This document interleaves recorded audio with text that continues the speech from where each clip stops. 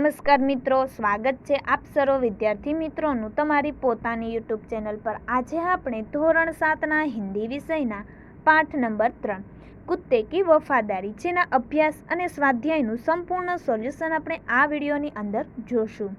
આપણી આ ચેનલ પર હિન્દી વિષયના બધા જ પાઠના અભ્યાસ અને સ્વાધ્યાયના સોલ્યુશનના વિડીયો ઉપલબ્ધ છે, જેની લિંક તમને નીચે ડિસ્ક્રિપ્શન બોક્સમાં અને ઉપર આઈ બટનમાં મળી જશે।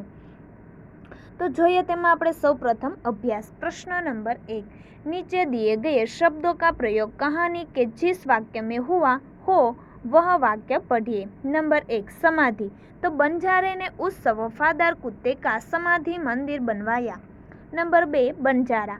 पुराने जमाने में व्यापार का सामान लाने ले जाने का काम बंजारे करते थे। नंबर 3, वफादार। कुत्ता बड़ा वफादार था। नंबर 4, सौ। वह कुत्ते के सौ को अपनी गोदी में लेकर फूट फूट कर रोने लगा। नंबर 5, लुटेरा। अगर चोर लुटेरे पड़ाव की तरफ आते दिखाई देते थे तो कुत्ता भौंक भौंक कर उन्हें दूर भगा देता था। नंबर 6, जमानत। तो तुम इसे ही जमानत के रूप में दे दो। नंबर 7, सूद। मैं आपकी पूरी रकम सूद समेत 1 साल में ही चुका दूंगा। नंबर 8, गोद। वह कुत्ते के शव को अपनी गोद में लेकर फूट फूट कर रोने लगा। प्रश्न नंबर 2, प्रश्नों के उत्तर दीजिए। नंबर 1, समाधि क्यों बनाई जाती है? तो जवाब आवश्य किसी विशिष्ट व्यक्ति या प्राणी की याद कायम रखने और उसके प्रति अपना प्रेम तथा सम्मान प्रकट करने के लिए उसकी समाधि बनाई जाती है। नंबर 2, आप इस कहानी को और कौन कौन से शीर्षक देना चाहेंगे? तो जवाब आवश्य मैं इस कहानी को निम्नलिखित शीर्षक देना चाहूँगा। नंबर 1, जल्दबाजी का नतीजा यानी कि परिणाम। नंबर 2, अब पछताए होत क्या जब चिड़िया चुग गई खेत। नंबर 3, एक कुत्ते का समाधि मंदिर। नंबर 4, लाखा बंजारा और उसका कुत्ता। ત્યાર પછી નંબર 3, कुत्ते को वफादार प्राणी क्यों कहा गया है? तो जवाब आवश्य कुत्ता अपने मालिक के घर का भरोसेमंद चौकीदार है। कुत्ते के कारण चोर मालिक के घर में घुसने की हिम्मत नहीं करते। यदि चोर मालिक का सामान चुरा ले जा रहे हो तो कुत्ता उनका पीछा करता है। अगर चोरों ने कहीं सामान छिपाया हो तो कुत्ता मालिक को उस जगह तक ले जाता है और छिपाया हुआ सामान वापस दिला देता है। मालिक के लिए कुत्ता अपना जीवन तक कुर्बान कर देता है। अपने इन्हीं गुणों के कारण कुत्ते को वफादार प्राणी कहा गया है। त्यार पछी नंबर 4, बंजारे ने कुत्ते को आते देख कुछ सोचा होता तो क्या होता? तो जवाब आवश्य बंजारे ने कुत्ते को आते देख कुछ सोचा होता तो वह कुत्ते पर लाठी से प्रहार न करता। कुत्ता बंजारे के पास पहुंच जाता तो बंजारा उसके गले में बंधी हुई चिट्ठी अवश्य देखता। चिट्ठी पढ़कर उसे खुशी होती और अपने कुत्ते पर गर्व का अनुभव होता।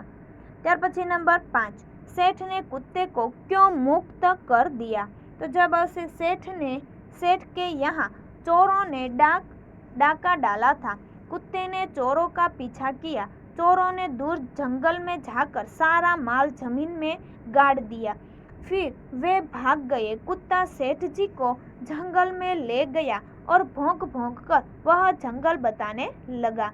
जहाँ चोरों ने माल गाड़ा था थोड़ा खोदने पर ही चुराया गया सारा सामान मिल गया।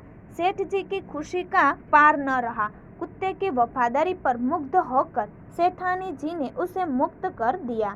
प्रश्न नंबर 3, शब्दों को शब्दकोश के क्रम में रखिए। सुंदर, वापस, वफादार, इसलिए, आश्चर्य और लुटेरा। હવે આપણે શબ્દકોશના ક્રમમાં ગોઠવશું તો પહેલા આવશે આશ્ચર્ય, इसीलिए, लुटेरा, वफादार, वापस और सुंदर। प्रश्न नंबर 4, यदि आप होते तो क्या करते? बताइए। तो नंबर 1, कुत्ते को जमानत पर रखकर सेठ ने पैसा दिए। सेठ जी की जगह आप होते तो जवाब आवश्य सेठ जी की जगह मैं होता तो मैं भी वही करता जो सेठ ने किया, क्योंकि रुपये उधार देने की यही रीति है।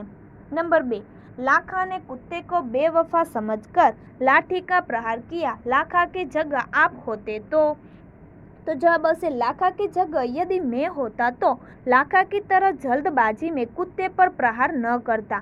मैं कुत्ते को अपने पास आने देता। मैं उसके गले में बंधी सेठ की चिट्ठी देखता। उसे पढ़कर मैं अपने कुत्ते को गले लगा लेता। ત્યાર પછી પ્રશ્ન 5, પઢીએ, હસીએ और સહી શબ્દ લીખીએ। અહીં આપણે શબ્દો આપેલા છે રાની, ગ્વાલીન, અભિનેત્રી, રાજા, શેર, સુનારીન, ઉટની, લुटेरीन, બંજારીન और શેઠાની। ત્યાર પછી જોઈએ આપણે તેનો સ્વાધ્યાય, જેમાં પ્રશ્ન નંબર 1, ढांचे पर से कहानी लिखिए। અહીં ढांचे दिए गए हैं, उसके बारे में एक कहानी लिखना है। सेठ की चतुराई। सुंदर नगर में माणिक चंद का नाम का एक सेठ रहता था। उसके घर में कई नौकर चाकर थे। एक दिन सेठानी अपना कीमती हार मेज पर ही रखकर किसी काम से चली गई। एक नौकर ने मौका देखा और हार चुरा लिया। सेठानी लौटकर आई तो मेज पर हार न देखकर सन्न रह गई। उसने सेठ से हार की चोरी की बात की। सेठ ने सभी नौकरों को बुलाकर पूछा, परंतु किसी ने हार की चोरी कबूल नहीं की। सेठ बुद्धिमान थे, उन्होंने एक युक्ति की। उन्होंने प्रत्येक नौकर को 7 इंच की लकड़ी दी और कहा, देखो यह जादू की छड़ी है, तुम इसे घर ले जाओ, कल लाकर मुझे दिखाना। जिसने हार चुराया होगा उसकी लकड़ी 1 इंच बढ़ जाएगी। सभी नौकर अपनी अपनी लकड़ी लेकर घर गए। हार चुराने वाले नौकर से सोचा, मैंने हार की चोरी की है, इसलिए मेरी लकड़ी 1 इंच बढ़ जाएगी। क्यों न मैं 1 इंच लकड़ी काट दूँ तो 1 इंच बढ़ने पर भी वह 7 इंच की ही रहेगी। ऐसा सोचकर उसने अपनी लकड़ी 1 इंच काट दी।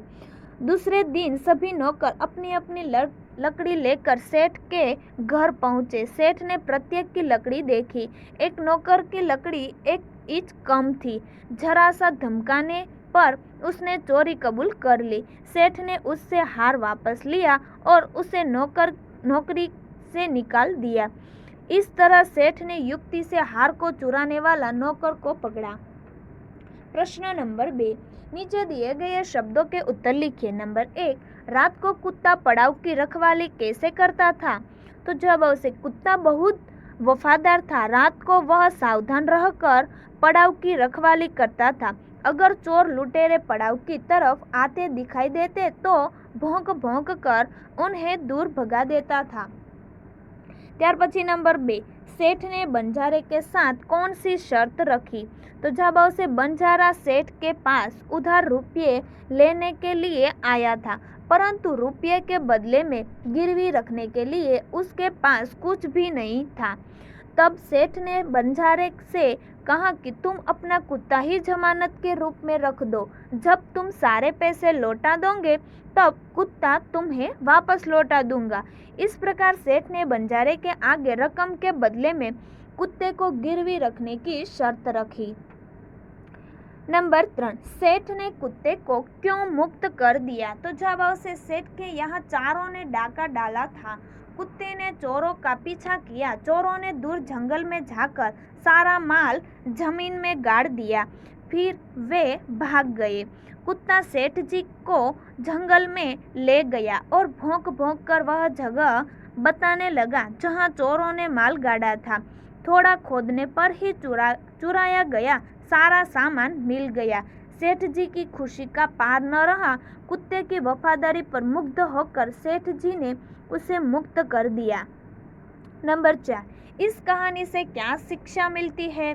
तो जब उसे लाखा ने अपने कुत्ते को सेठ को छोड़कर अपने पास आते देखा तो जल्दबाजी में उस पर लाठी का प्रहार कर दिया। उससे कुत्ते की मृत्यु हो गई। इस कहानी से हमें यह शिक्षा मिलती है कि कोई भी काम जल्दबाजी में नहीं करना चाहिए।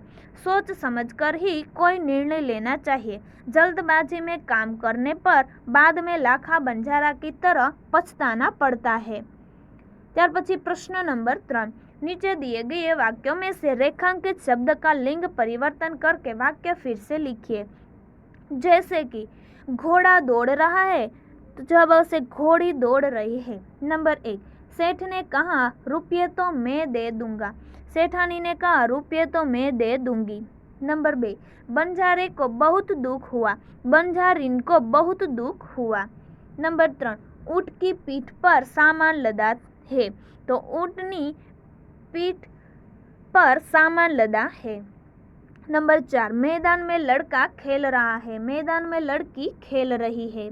प्रश्न नंबर 4, बक्से में से लिंग आधारित शब्दों के जोड़े मिलाइए और उनका वाक्य में प्रयोग कीजिए। तो જોઈએ આપણે તેના વાક્યોમાં પ્રયોગ। નંબર 1, शिष्य तो शिष्या। शिष्य गुरु की सेवा कर रहा है। शिष्य गुरु की सेवा कर रही है। नंबर 2, नाग तो नागिन। नाग फोन उठाई बैठा है। नागिन फोन उठाई बैठी है। नंबर 3, शिक्षक शिक्षिका। शिक्षक पढ़ा रहे हैं, शिक्षिका पढ़ा रही है। नंबर 4, गाय बैल। गाय दूध देती है, बैल किसान का मित्र है। नंबर 5, देव देवी। देव प्रसन्न होकर वरदान देते हैं, देवी प्रसन्न होकर वरदान देती है। नंबर 6, घोड़ा घोड़ी। महाराणा का घोड़ा बहुत वफादार था। सवार की रक्षा के लिए घोड़ी ने अपने प्राण दे दिए। प्रश्न नंबर 5, संज्ञा पहचानिए। नंबर 1, सैनिक हमारे देश की रक्षा करते हैं, तो सैनिक जातिवाचक संज्ञा। नंबर 2, हमें देश की प्रगति के बारे में सोचना चाहिए। देश जातिवाचक संज्ञा। नंबर 3, गंगा भारत की पवित्र नदी है। नदी जातिवाचक संज्ञा। तो आ विडियोनी लिंक तमे तमारा मित्रों और दोस्तों ने जरूरथी शेर करजो। फरी मळीशुं आपणे पाठ नंबर 4 ना संपूर्ण सोल्यूशन साथे।